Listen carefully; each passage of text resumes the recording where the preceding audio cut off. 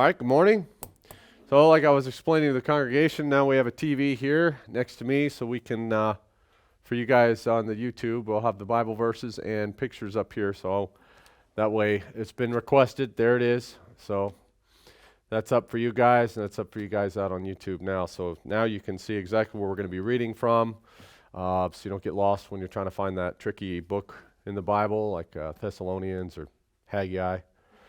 All right, so what we're doing, obviously, we're still preaching on the elements of the tabernacle, and we had a few more members of our congregation go and visit the location in Libby, Montana.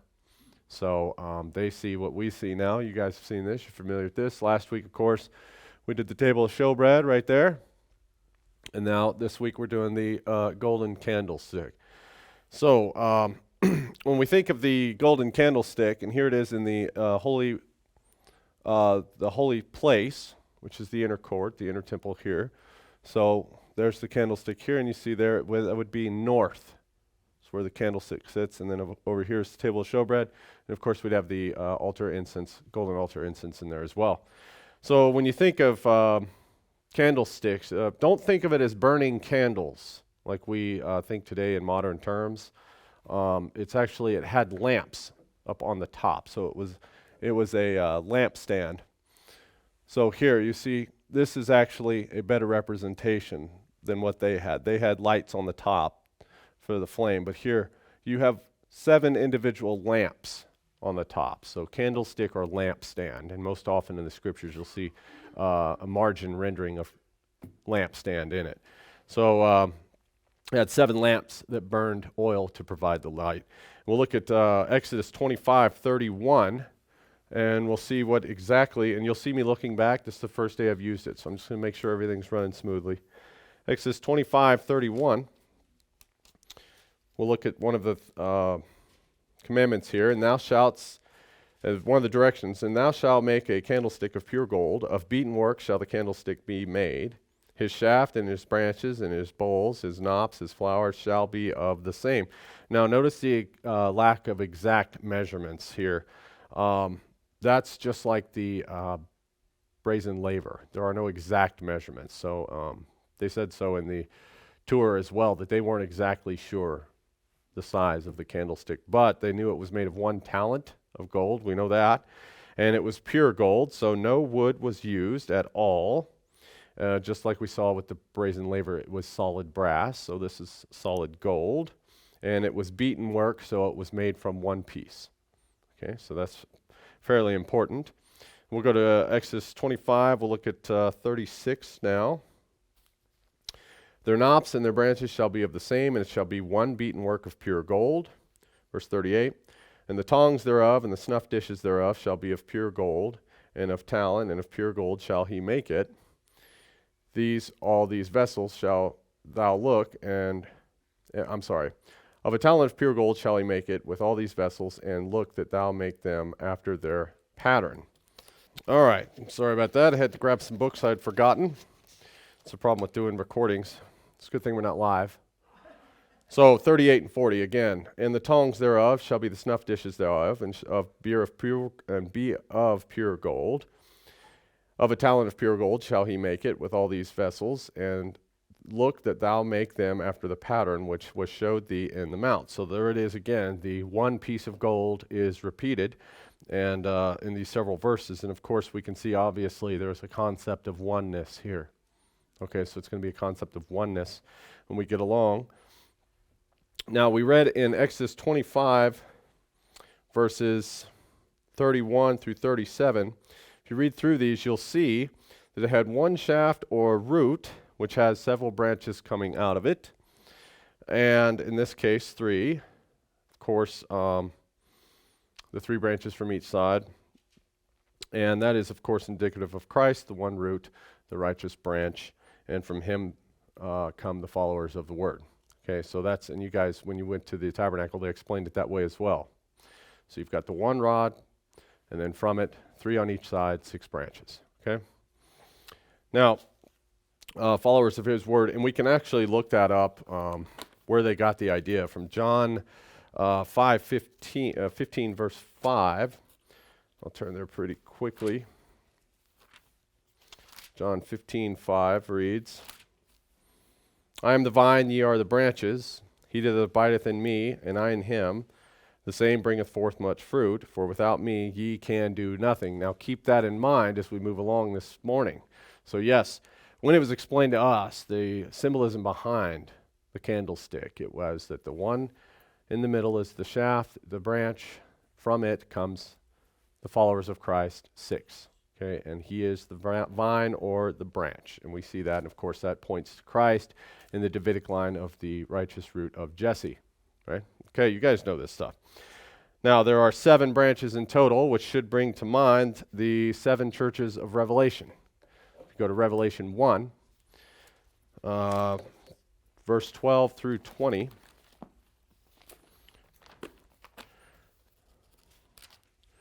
Revelation 1, verse 12, I read, And I turned to see the voice that spake with me, and being turned, I saw 7 golden candlesticks, and in the midst of the 7 candlesticks was one like unto the Son of Man, clothed with a garment down to the foot, and girt about the paps with a golden girdle. His head and his hairs were white like wool, as white as snow, and his eyes were a flame of fire. Remember we went over these a few weeks ago with Daniel's vision. It's the same thing. And his feet were like unto fine brass, as if they burned in a furnace, and his voice is the sound of many waters. And he had in his right hand 7 stars, and out of his mouth went a sharp 2-edged sword, and his countenance was as the sun shineth in his strength. And when I saw him, I fell at his feet as dead, and he laid upon his right hand upon me, saying unto me, Fear not, I am the first and the last. Obviously Christ. I am he that liveth, I was dead, and behold, I am alive forevermore, amen, and have the keys of hell and death. And write the things which thou hast seen, the things which are, and the things which shall be hereafter. And there's a little clue as to the book of Revelation right there, that it is past, present, and future. So don't put Revelation as all past, you'll get confused. If it's all present, it's confusing. And if it's all future, it's very difficult to harmonize with everything else, especially here with these churches, you see. So past, present, and future, according to 1:19. The mystery of the 7 stars which thou seest in my right hand, and the 7 golden candlesticks. The 7 stars are the angels of the 7 churches, and the 7 candlesticks which thou sawest are the 7 churches. Okay, so now we're seeing what this 7 means, and we'll have to keep that in mind as we go along. So this is fairly simple stuff, and I know that if you hear that we're going to do a sermon on the candlestick, you're like, Reed, that's all good and well, that, you know, everybody knows the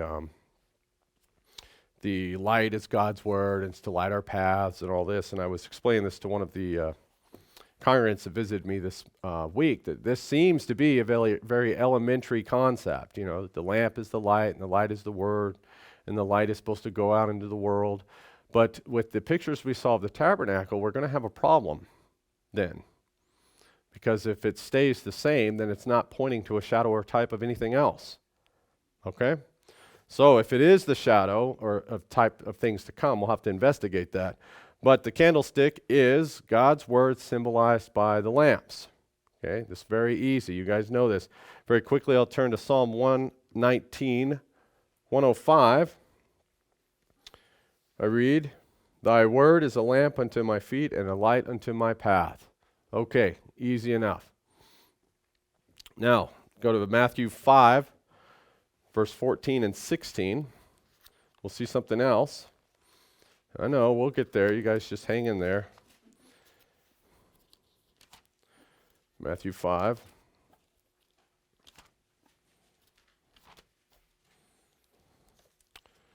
Verse 14, I read, Ye are the light of the world. A city that is set on a hill cannot be hid. Neither do men light a candle and put it under a bushel, but on a candlestick, and it giveth light unto all that are in the house.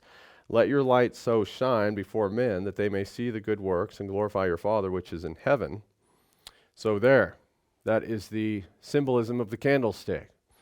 So notice the next 2 verses after 16.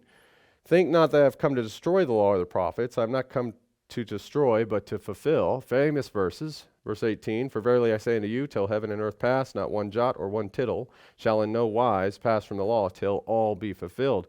And since we're right there on those verses, I'll go ahead and explain to you that the first thing we're to learn is that we are the light of the world and that we're to go out and share that with others, according to what Jesus just said here in verses 14, 15, and 16.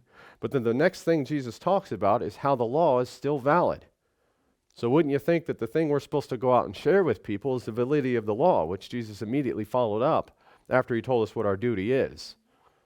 Very interesting that those verses are the very next thing he states after talking about us being lights to the world. And you'll see that it's only the remnant of Jacob that understand the validity of the law to actually go out and preach it to the world. So there's a little clue. Now, like I said, this may seem like a very elementary and basic concept, and it's certainly a strict departure from the college level teachings that you're used for getting from me. But just be patient. And I know you don't need a kingdom minister to find all this out. Okay, just about any book or commentary about the tabernacle or even a tour through it in real life, you learn all these things. But what happens is you will find that what I'm going to preach on this morning is everything that the commentaries leave out, everything they skip. Okay, and this is where you hang in there with me, you'll stand to learn something today as well. So if we go back to Exodus 25, we'll see that, actually we're not turning there, but back in Exodus 25, we saw other things besides branches mentioned, and I'm going to mention them again, and I'm actually going to ask my audience this morning what they mean, just see if you guys are awake this morning. So just raise your hand and tell me what these are. In Exodus 25, we mentioned knops, flowers, and almond bowls. A knop, by the way, is a round, unopened bud. Okay? So what do the knops, buds, flowers, and almonds represent or symbolize? Anybody? It could be flowers in the desert. It could be. Think more immediate, not in time. Aaron's rod, the almond rod that budded. Correct. Yes, almonds. And of course, the budding of Aaron's rod was symbolic of what? The high priesthood being named in his family. And of course, the budding rod, the almond branch, all that points to Christ the high priest. Okay, it's very easy stuff. So, according to the construction of the candlestick that we read earlier, we had one piece of gold, which speaks of oneness. We had 3 knops, the way, the truth, and the life, according to John 14:6. 7 lamps upon 7 branches, Christ's messengers and the church or churches bringing forth from him his word or gospel. Okay.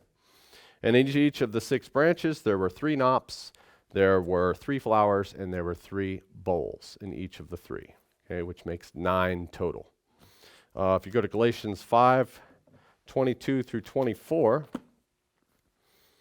we'll see this.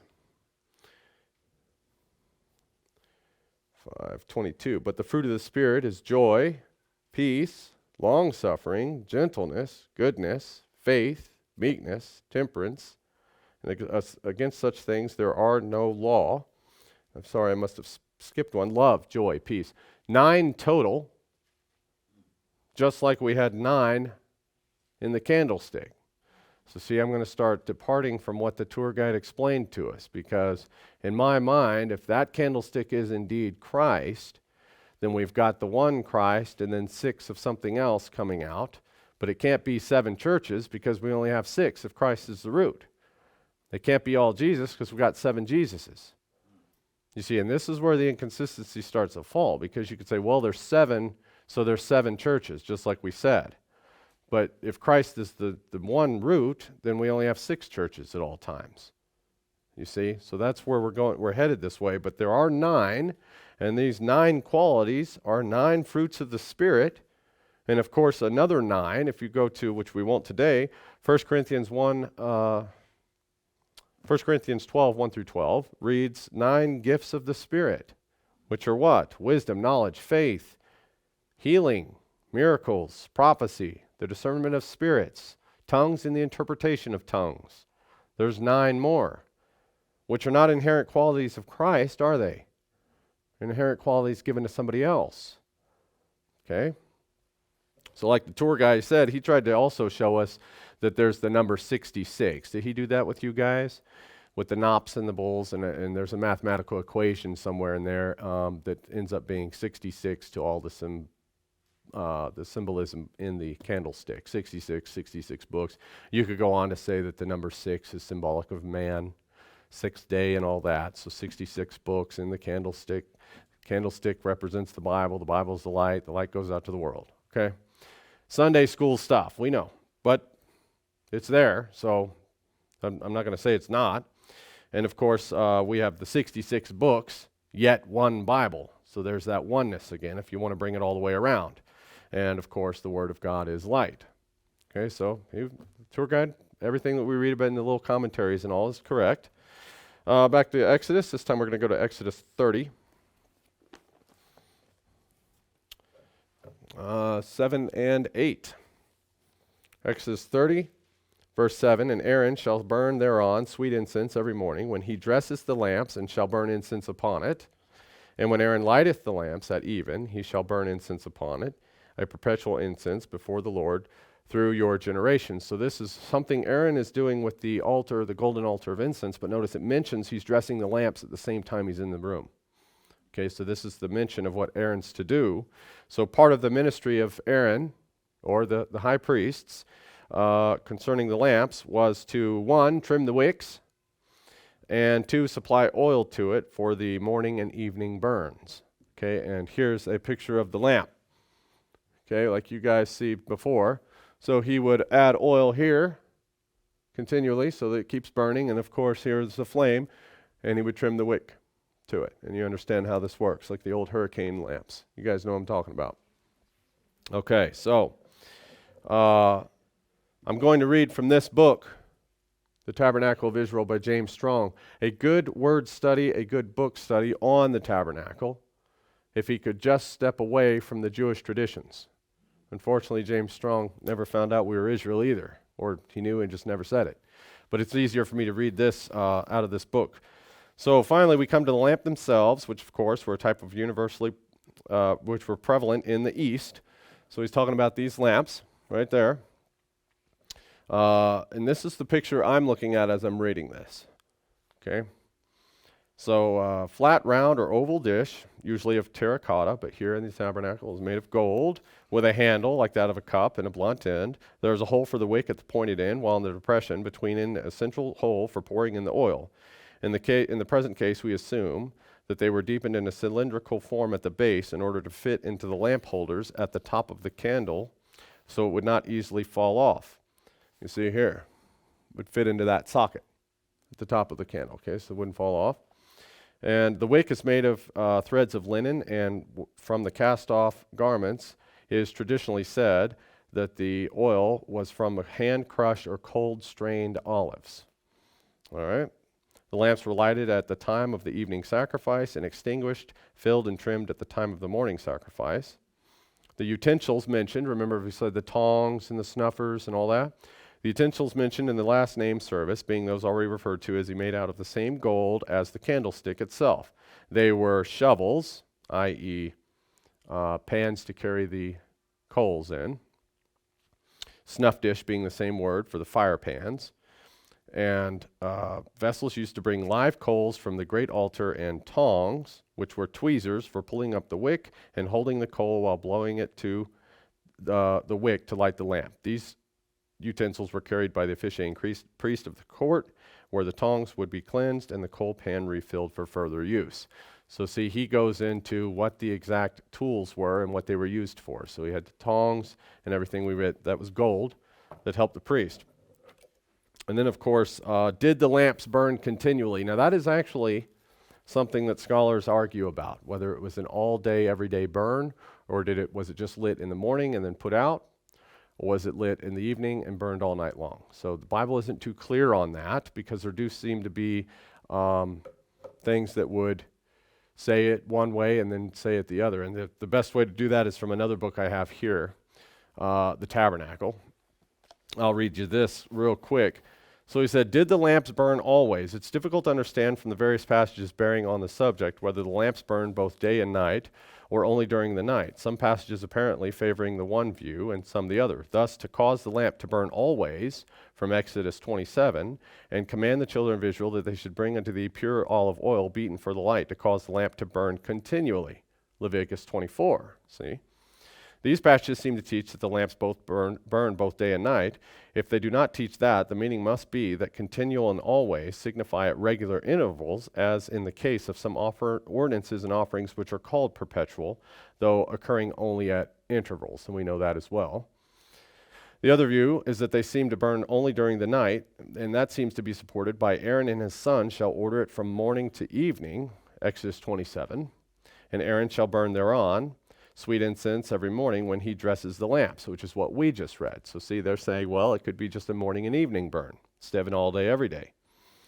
From these texts, it would appear that the lamps burned only during the night. If they were not intended to teach that, the meaning must be that the lamps were dressed in the morning, probably one after another, not necessitating more than one being extinguished at a time. So he's talking about snuffing one, maintaining it, lighting it again, then snuffing the next one so the whole thing doesn't go out, because it was supposed to be all day, every day, or it was to never to go out, and one at a time being lighted. And as there were no windows in the tabernacle, which you guys saw, and the priests had duties to perform during the day in the holy place, it is almost certain that the lamps burned both day and night. Okay, so that's what they say. So, and it actually, he makes a fair point about it being very dark in the tabernacle otherwise. So it's hard to imagine they would turn the lights off at any time, being that that was the only source of light within that room, just like you guys saw. Exactly. Now that's my stance on it. So what I said was this. I'm also of the persuasion that it burned all day, every day, given its symbolism to the light being that of God's word, and that it's always to go out into the world. Of course, you think it's always in the room that it's in as well. And it's supposed to be in the room to light all that's in the room. It's supposed to be up on a hill so all that can see it. And it's never to go out or be extinguished. So to me, I think an all-day, everyday burn is probable. And we see here that Aaron, or at least the Levitical, or the high priesthood, was charged with maintaining that fire. Okay, so now that you understand the lamps, you can start to understand and appreciate the amount of work and upkeep it must have been then. You see, not a lot of people think about that. The oil had to be worked for. Remember, it had to be fresh pressed and ground up. It had to be fine. They couldn't just buy it. So to get the oil was a job in and of itself. The wicks had to be maintained, otherwise the lamp's efficiency would wane. All right, so when you have too long of a wick, the flame isn't too bright and it produces too much smoke. So you need to maintain those wicks. You guys know this. The oil was continuously refueled so the flame could keep burning. All right, so that's a job, a lot of upkeep. And actually, I remember when I was in the service, my job was to upkeep the generators. The same thing, to keep our lights on and our satellite communications going at all times. Comm was never to go down, ever. 24 hours a day, 7 days a week. Those generators had to run. And I had to make sure that they never ran out of fuel, that I did it at regular intervals, leapfrogging one right after the other, making sure the spark plugs were good, the oil filters, the air filters, fueling it with kerosene or diesel. It's a lot of upkeep to keep something going 24 hours a day, 7 days a week. And this is what the part of the Levitical priesthood was supposed to, or the high priest was supposed to do. And see, now that you know that, you can see that the upkeep, just getting the fuel, trimming the wicks, all the tools involved, the hourly, perhaps, intervals they had to check on the fuel. So this was no simple thing. So it's simple enough concept to explain the lampstand, and the light's fairly simple to explain, like we said this morning. And even Christ used parables explaining the light and the lamps and the oils, and you can think about the one he talked to us about in Matthew, and of course the 10 virgins. That's a kingdom parable from Matthew 25, right? That has everything to do with oil and lamps. Very easy. But like I said, if the tabernacle shadows of things to come, and the holy place is a room of gold, which it is, which is going to represent the kingdom, right? Not the world, then how is the candlestick a future type of something else then? If it was the word there, and it's still the word now, then it's not a completion of anything. It's not a future tense of anything. So that concept isn't congruent with the rest of the room either, if it's just the light of the world, if it's just that in the tabernacle. Because it's not in the world, it's in a room. The kingdom, I know, but it's only in the kingdom. What's going on here? So what I'm saying is, what the books and the commentaries and everything I poured through this morning, or this week, they failed to connect a future type of prophecy with it, a future fulfillment, something to look forward to. You see, we could even say, yes, it's Christ and those are the churches, but the numbers aren't adding up. It's that 7. It's that number 7 that's troubling. Because everybody knows that 7 is God, right? But it's not Bible-wide, it's God. It's very rarely God. Very rarely is it God that is 7. And that's where they get it messed up. So we know that it's one Christ, one Word, one light, right? But that's true in the tabernacle. It's true now. It's true in the future age. You see? We know that from the present time, from Moses until Revelation, it would represent the Word going out into the world via God's church, right? That's true. But the candlestick makes another appearance. This time it's in the middle of the book. So if we go to Zechariah 4, this is where it starts to get into end-time prophecy like you're used to in Pastor Reed fashion. This is the verses that the commentaries skip. This is the reason why they can't put the candlestick anywhere else except for it being somewhere in the tabernacle at the time, and then it all of a sudden being God, Christ, His church, and His Word. Okay, so let's read this. It'll be the whole chapter, but it's a short one. And the angel that came and talked to me again and waked me, as I was a man that was wakened out of his sleep.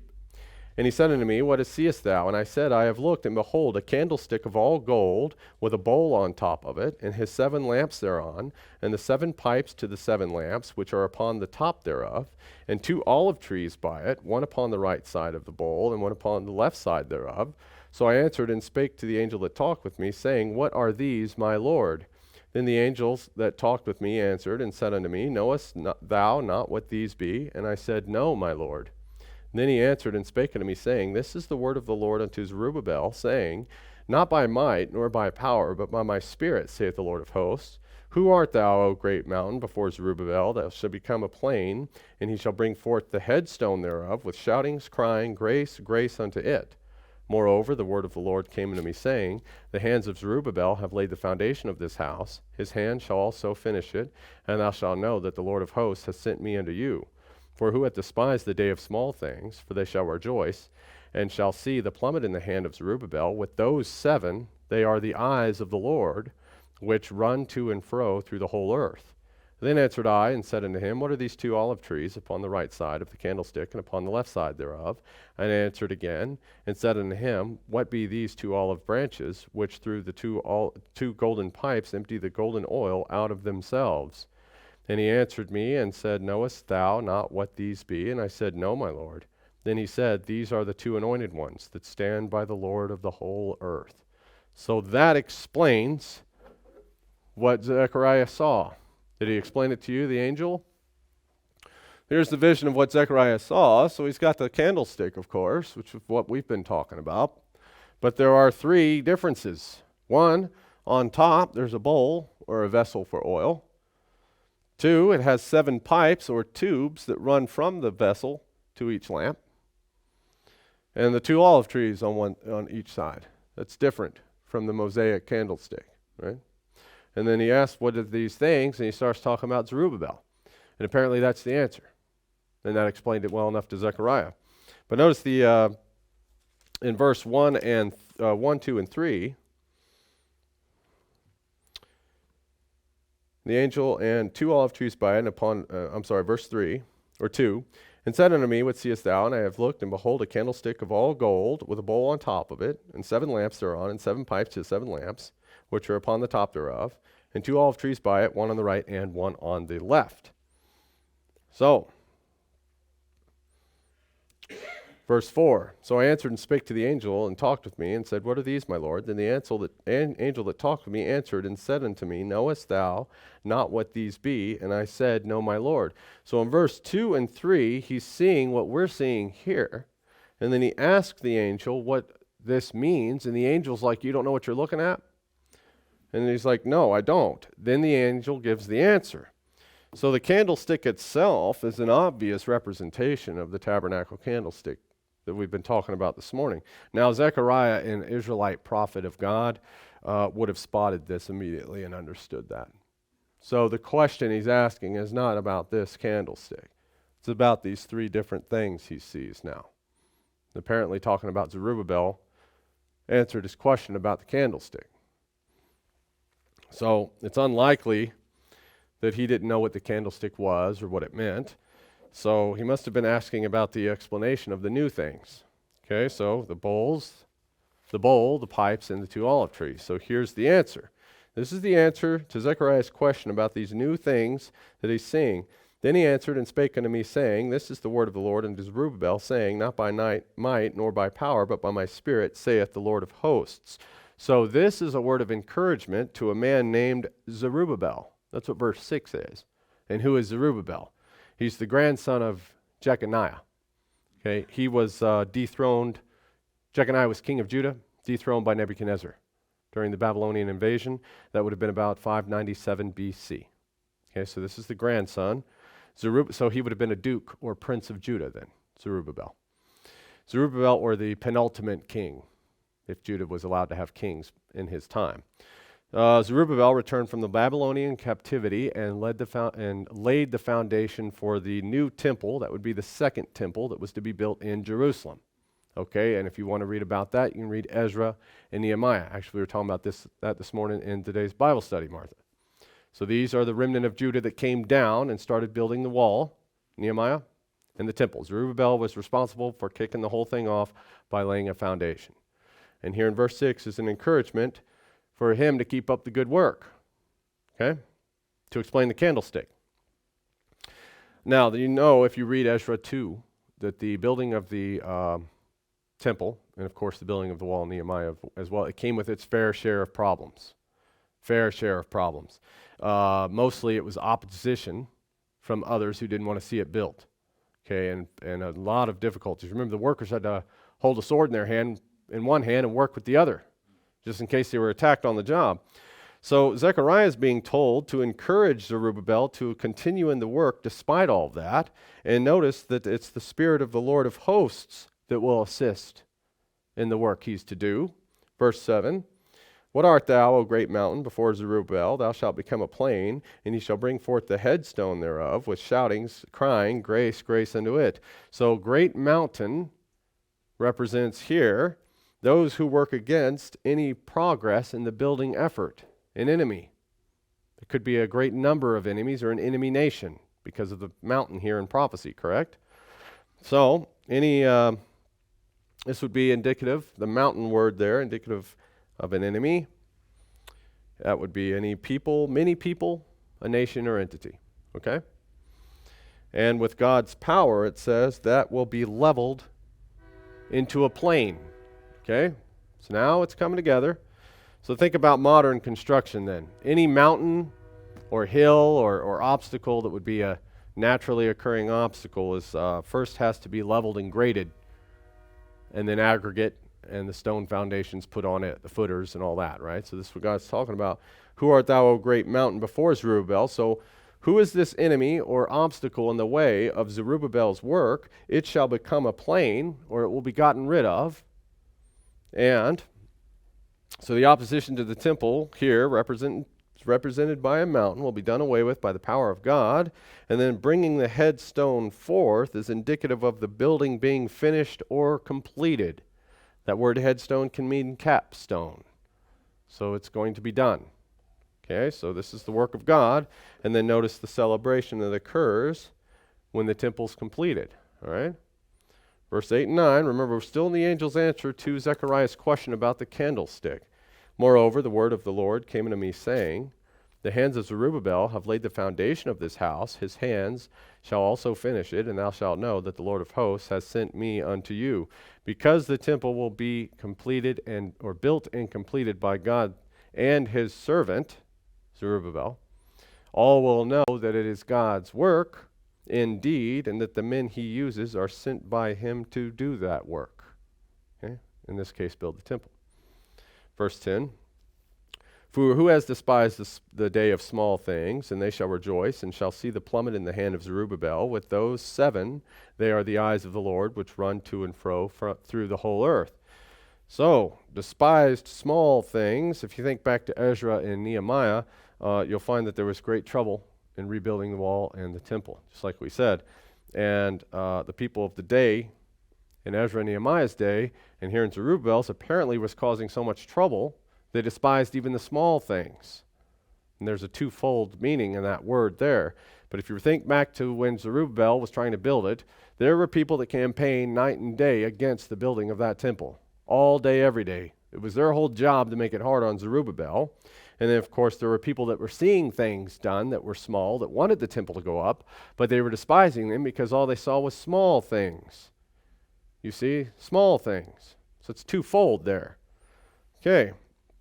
Now think of their own work that we have to do here on earth then. And this is where it's going to start coming around. What do we have to do on work in this age? Well, build what? The temple, the kingdom. Okay? And think about the amount of opposition we encounter just trying to do that, the small things, and how despised Christianity is by the enemy, that mountain that Zerubbabel's up against in verse 7. Right? So, our enemy, that mountain is who? Well, Babylon. Mystery Babylon. That's the mountain. Babylon works night and day to try to tear down our work, does she not? Is it not our job? Then is it our job to level that mountain? Well, God says through the prophet Zechariah, do not be discouraged, keep building. I will level the mountain for you. Rest assured, the work I've given you is a divine assignment. Right? That's what's going on here. The kingdom passes without observation, right? That's what Jesus said. That's what he said, right? So the small things are not to be despised. What small things? Well, the stone that starts small and fills the whole earth, right? And you could also think of the mustard seed, right? God uses small things to bring about very great things. So just because you, in your understanding as a man, do not see the great progress of the kingdom that you think you should be seeing now, do not forget that the small things are the things God has put in place so that great things may come. So do not despise the small things when what? Well, here, building the temple. This is prophecy. Verse 10, for they who? They who? The 7 who see the building of the temple, right? According to verse 10. But who are these 7? Right? So there's that number 7. It's not God, is it? Look at Zechariah 3.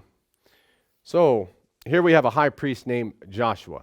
Okay, now the high priest, this Joshua is not the famous one that Moses named as successor or governor of Israel. Okay, there's 2 different Joshuas. That was Joshua, son of Nun, in Moses' day. Okay, he was born in Egypt prior to the Exodus. So this is not the same Joshua. I don't want you guys to get confused. This Joshua in Zechariah is a high priest. Look at Zechariah 3, verse 3 through 10. We'll read verse 3 through 5 first. All right. Now Joshua was clothed with filthy garments and stood before the angel. And he answered and spake unto those that stood before him, saying, Take away the filthy garments from him. And unto him he said, Behold, I have caused thine iniquity to pass from thee, and I will clothe thee with a change of raiment. And I said, Let him set a fair mitre upon his head, so that they have a fair mitre upon they set a fair mitre upon his head, and clothed him with garments, and the angel of the Lord stood by. So something's going on with this high priest Joshua. It seems to me, I'll give you a little hint, and just the language here, it seems this high priest Joshua, who's already a Christian, has become an overcomer. Right? Okay, verse 7. Thus saith the Lord of hosts, If thou wilt walk in my ways, and I will keep my charge, then thou shalt also judge my house, and shalt also keep my courts, and I will give thee places to walk among these that stand by. That there is the textbook definition of an overcomer. There it is. There's the definition, and will give thee places to walk among these that stand by. Okay? So what that means is there's other translations that say this is translated to mean that he too will walk among the officials or the officers of the court. Yet another witness to being an overcomer. The officers of the court are the ones that will run the kingdom. Okay? The officiators. Verse 8. Hear now, O Joshua, the high priest, thou and thy fellows that sit before thee, for they are men wondered at, again, overcomers, if you read Revelation. For behold, I will bring forth my servant, the branch. Okay, there's a messianic prophecy all of a sudden. All right? Keep going and you'll understand. You'll say, read, I never knew that. Verse 9. For behold, the stone that I have laid before Joshua, upon one stone shall be 7 eyes. Behold, I will engrave the graving thereof, saith the Lord of hosts, and I will remove the iniquity of that land in one day. In one day. Now, I looked at a commentary about this verse here because it seems to be particularly troublesome. They couldn't define it at all. And actually, they did that little sentence there, the little clause at the end, I will remove the iniquity of the land in one day. They said that happened on Golgotha, Calvary, which it did not. Now, I can see why the commentator went that way, because here we've got a messianic prophecy, obviously the branch being Christ, and he's talking about removing all the sin of the day in the land in one day. Well, when Christ died on the cross, all the sin isn't gone. We still have sin now, don't we? So it can't be when Christ died. It must be something else. But the commentators don't understand end-time prophecy, do they? So, the stone is what? The branch, the rock, the cornerstone, the foundation. So we know who that stone is, 10, or in 9. The engraving is a covenant. Okay? What follows is the covenant of the kingdom then. In that day, saith the Lord of hosts, ye shall every man call his neighbor under the vine and under the fig tree. Not something that happened on Calvary. Not at all. You go through every part of end-time prophecy concerning kingdom life, and you will see that exact same language elsewhere. Joel, Hosea, all the major minor prophets have something about a rest that will be perpetual in the kingdom. And it's usually about ownership. Here we own our own things that we worked for. Again, end-time kingdom prophecy. So, the engraving on this stone is a covenant which is promised to overcomers. That's the kingdom we see according to verse 10. But look at the 7 eyes. Upon one stone shall be 7 eyes. Behold, I will engrave the stone thereof. So 7 people's eyes will be upon or looking at the stone. It's not a stone with 7 eyeballs carved into it. Commentators went wrong there too. 7 people are looking at this stone. Okay? Stone laid before you, laid before us, a stone laid before us with something engraved. See, this day I have laid before you. Remember that from Deuteronomy 30? Stone laid before us is given to us to keep or guard, like the stone tablets Moses had, right? Okay, guard what? Well, here, the promise of the kingdom. Okay? For us to behold or look at, and what it says or what it reads or what is upon it, and what is upon it in time kingdom prophecy. Okay, so we are to look at this. Who? 7 people are looking at this one stone with kingdom covenants engraved on it. I went back to the commentaries, and the rabbis tried to dig this stone up just to see what exactly it had carved on it, because they say that's the stone that now sits where the ark was. You're not going to find this stone on the earth right now, because the stone is that same branch. Of course, the rabbis aren't looking for Jesus. They'll never find it. So, we've got 7 eyes, 7 people, 7 things, 7 entities, right? And then, of course, over there in Zechariah 4:10, we saw the same thing. For who has despised the small things? For they shall rejoice and shall see the plummet in the hand of Zerubbabel. With those 7, they are the eyes of the Lord, which run to and fro through the whole earth. So, Revelation 4:5. That's where we'll go now. See what this number 7 is.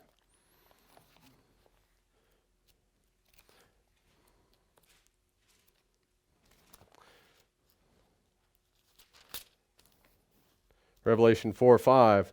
And round about the throne were 24 seats, and upon the seats I saw 24 elders sitting, clothed in white raiment, and they had on their heads crowns of gold. Verse 5.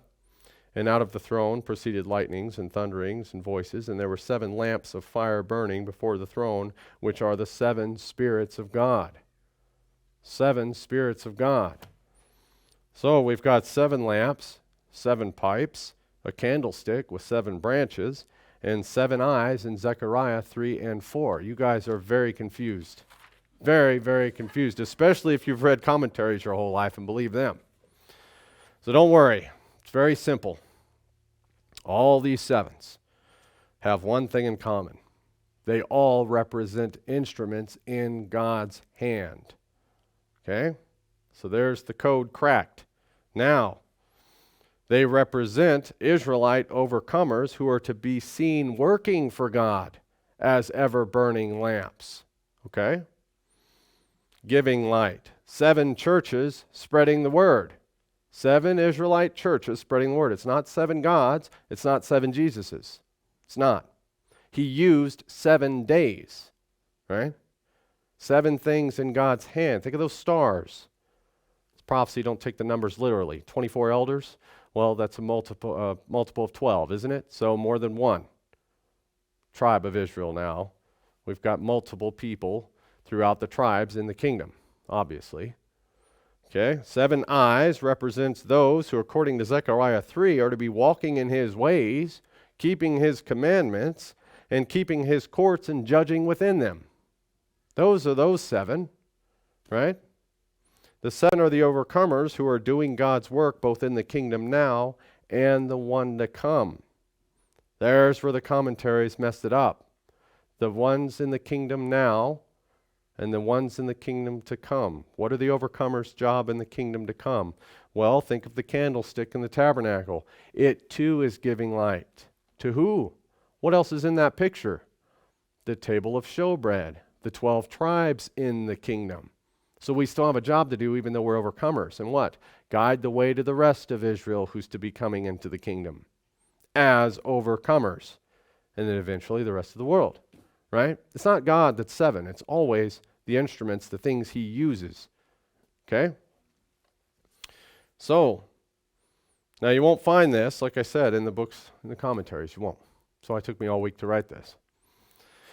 But the reason is they cannot or will not identify who the true Israel of the Bible is. And here's a spoiler alert. It's us. The 7 stars in God's hands, he intends to use us. The 7 churches, God uses us. The 7 eyes upon that stone, Jesus Christ, because should we keep our eye upon it, walk in his ways and keep his commands, apparently we'll be as Joshua, remade into a not only Christian, but a overcoming Christian and inheriting the promises of the rest of the kingdom, right?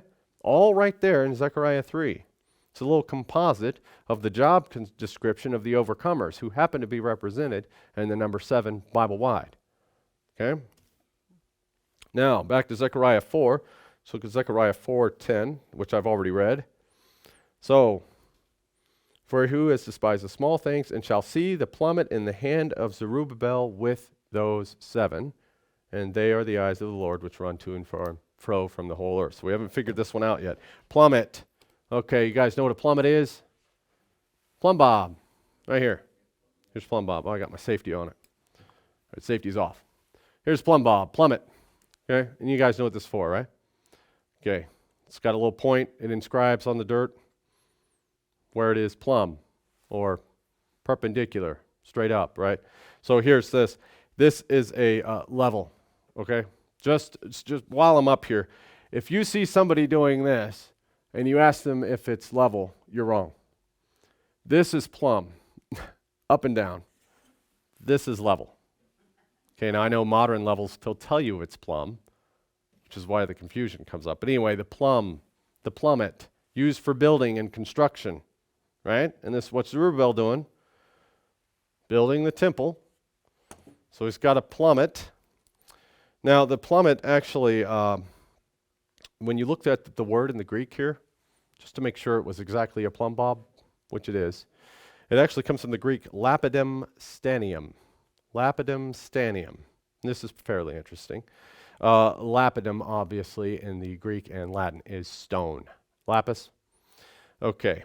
And stanium, of course, is an element. Stanium is an element. Okay? Keep up. This is just a little side lesson. Here's a periodic table of elements. You guys know this. Alkali earth metals over here, magnesium, lithium, sodium, K is potassium. All right, over here, there's stanium right there, number 6. And you see these are P metals on the chart. So we're already in metals. You've got Fe is iron, okay, cobalt, Ag is gold, Ag is silver, Au is gold. So here's metals, aluminum, silicone, Pb, lead, bismuth, and there's Sn, stanium. And you guys all know stanium. So this is a stanium rock. And if you don't know stanium, you know this one. Tin. Sn is tin is not Ti, that's titanium. Okay? It's not Tg or Tn. Tin is Sn. Why? Stanium. It's the old word for tin. Okay, so the plumb bobs back in the day were made of tin, or an alloy. So, now tin is what they used. Now I bought this plumb bob from North 40. And the guy that was at the register, he was like, wow, you're going old school. I'm like, I know, you don't even have to have batteries for these. And he said, you know that he was a big archaeology buff. And he's like, you know, I watch these archaeological shows, and they still find plumb bobs buried way, way, way, way down when they were building ancient civilizations. And I'm like, oh yeah, they're still in use today. It's an ancient, ancient tool. Apparently Zerubbabel had one, so it's at least that old, right? But back in the day, it was called lapidem stanium. Tin. Now, tin was not a natural resource available in Palestine, the Mesopotamia, or the ancient Near East. It was not available.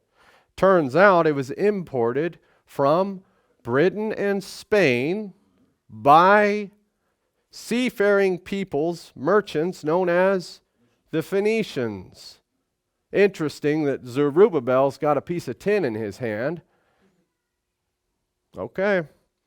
And if you know Joseph of Arimathea, apparently he ran the tin mines up there in Britain, right? David had quite the tin collection because he was able to procure it from the trade the Israelites already had the world over. Okay? So that's just a little interesting thing. So when you see plummet, you're like, oh yeah, that piece of tin. Reed says it's Sn on the periodic table. Yes, it is. Atomic weight of 50. Okay, so if you're familiar with the book Traditions of Glastonbury, you'll read all about that.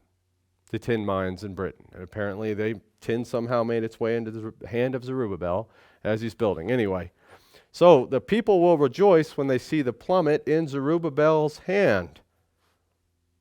Okay? In other words, the people among Zerubbabel who look at him in the process of building or in the process of doing the Lord's work will be joyful at seeing it in progress. Right? It's all here. They, the eyes, who run to and fro through the whole earth. Okay, they're going to be the ones happy to see the construction. So, all right, so the temple, God's work, is the kingdom being built. And notice the plummet. It's being built with exactness and patience. They, the good people who will rejoice along with the builders, are the overcomers. Christian people will rejoice and see the kingdom being built. Okay? Notice it's once again the Israel people who go to and fro in the earth. That's always Israel. That fits who we are and what we're to do then. Build God's kingdom throughout the world, and of course, according to verses 6, 7, and 8, not be discouraged because it's God's work, and He'll finish it with a capstone or a stone at the head. Okay? When did the kingdom start? But read, what about the candlestick in the trees then? See? So Zechariah 4, 11 and 14. Then I answered, and I said unto him, What are these two olive trees upon the right side of the candlestick, and upon the left side thereof? And I answered again, and said unto him, What be these two olive branches, which through the two golden pipes empty the gold oil out of themselves? And he answered me, and said, Knowest thou not what these be? And I said, No, my Lord. Then he said, These are the two anointed ones that stand by the Lord of the whole earth. Okay, who's the olive tree in Scripture? Israel. Always Israel. Who's seven? Overcomers. People in God's hands. So here, the answer to the first question about the candlestick was that there's a kingdom being built and God's going to see it through to the end. Right? That was the answer to the first question. Then the second question is, what about the trees then? Well, those are God's anointed ones. And that's that.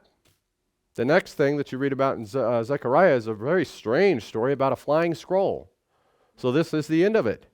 Apparently it was enough. So verse 14, we'll look at that one first. These are the two anointed ones that stand by the Lord of the whole earth.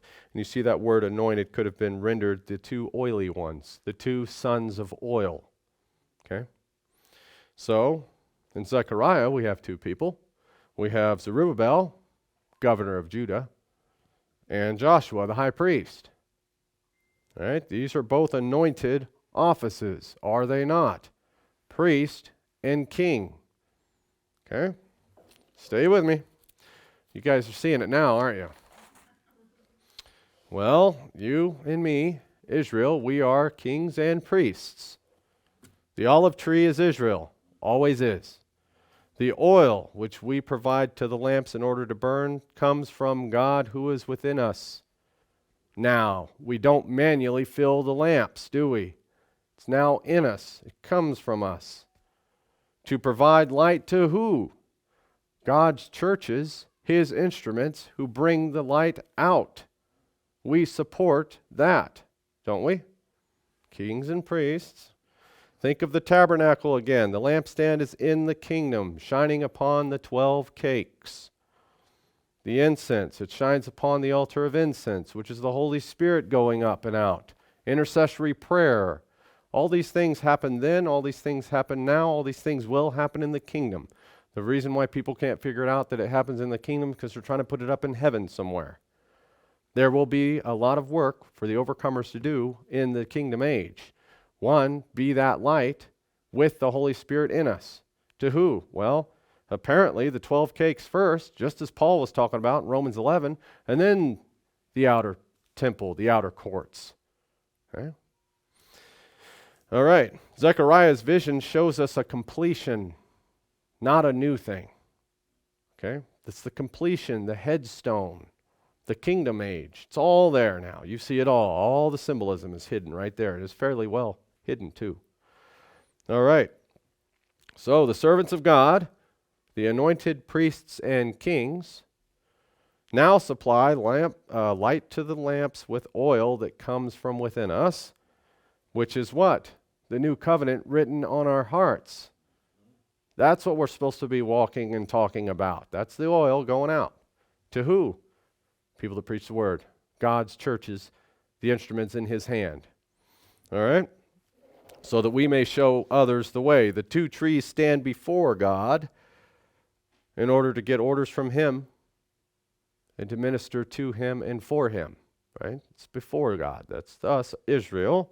Our job is to take our oil, God's wisdom and spirit, and use it to fill the lamps of this world, God's holy instruments, so that His light and glory may go out into the earth. That's the vision Zechariah had. Now you know. You're not going to find this just anywhere. Every commentary. I went through almost every single one in the church. None of them had this. None. We are to keep our lights burning. So, and that's not just pastors. We as overcomers are to do that work of supplying the oil and building by being strong Christians in the office of high priest, and by being builders with the tools God's put in our hands to construct the kingdom like the Prince of Judah, Zerubbabel. So we fill both offices. We are the left and right of God. We are the anointed sons to go out and build his kingdom. He needed Joshua the high priest and Zerubbabel. Both of them had their eyes on the kingdom, and they did what God told them. It's the whole thing behind Zechariah. Now, if Christ is the high priest, then he trims the wicks, which is the purifying process he does in us, so that we may continue to burn brightly. Right? Okay, there's the high priest job. And he gives us the oil so that we may provide that light. Right? As the high priest, just like he trimmed the wicks and refilled the oil. God even says his word is fire. How do you think he lights that wick? Okay? But you're like, Reed, look, if it's us that gets the oil and we give it, then we don't need Jesus. It's already in us. No. It doesn't occur to you then that before an olive tree can produce fruit, before it can produce oil, it must be sustained by the root. There's the whole thing right there. Christ is the root who sustains us, the olive trees, in the first place. That's what Paul is talking about over there in Romans 11 when we got off on this. That's the whole thing. This is what Paul understood. This is what we understand. Those olive trees are Israel. Those sevens are Israelite overcomers doing what God told them to do. The distant future of the perfected age will also have both candlesticks of Zechariah's vision and the tabernacle, you see. They will both be there. It's a completion. The light of God in the kingdom age will be fully upon the 12 tribes, okay? With the overcomers at his side, aiding them as he fills the whole earth with his kingdom. Okay? For now, we should be working as both priests and kings on earth, supplying oil to God's lamps and building his kingdom so that when God finishes it with a capstone, we can rejoice with the others who have labored and shout, grace, grace unto it. That's all I have for today, folks.